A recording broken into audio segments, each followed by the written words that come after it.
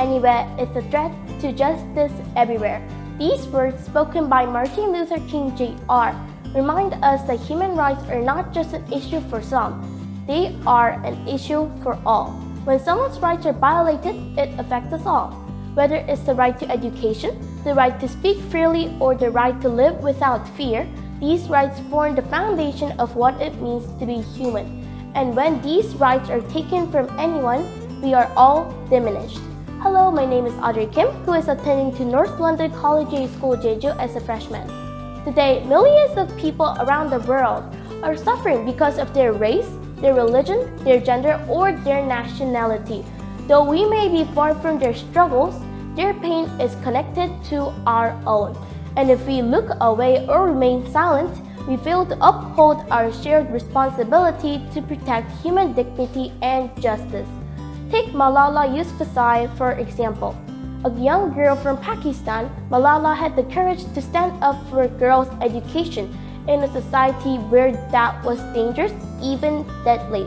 In 2012, she was shot in the head by a Taliban gunman for speaking out. But Malala did not give up.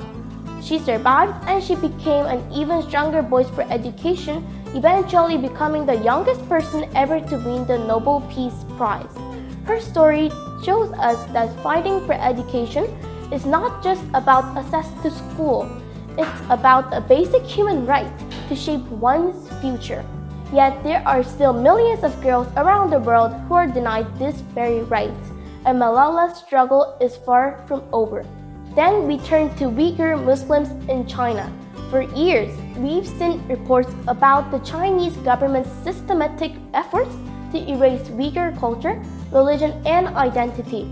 Over 1 million Uyghurs are currently detained in so-called re-education camps, where they face forced labor, torture, and indoctrination. These violations of human rights are happening today, not in the distant past.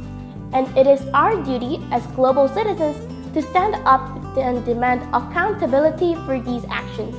Another crisis we must not overlook is the situation faced by refugees fleeing violence and persecution. Take the Rohingya Muslims from Myanmar, for instance.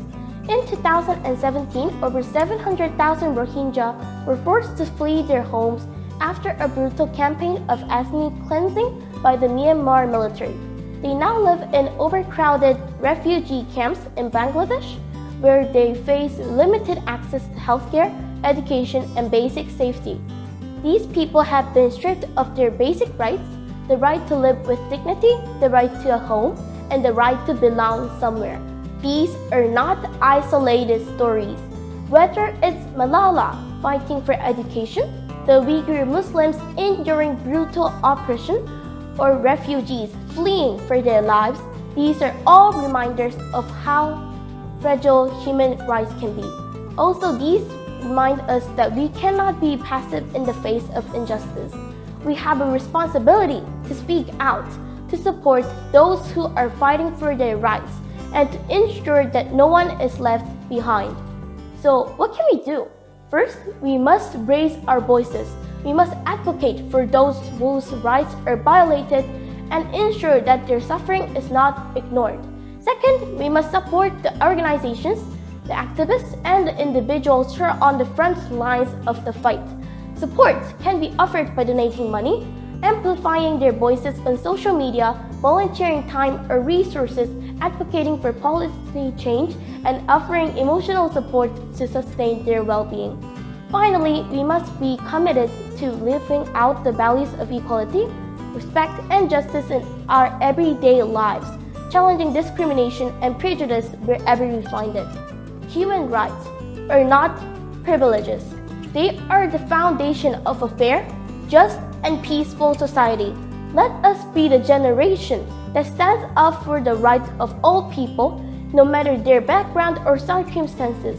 Let us be the generation that fights for a world where dignity and equality are not just ideals, but realities for everyone. Thank you. UNW, Jeju UNESCO Association, and the World Culture Economy newspaper.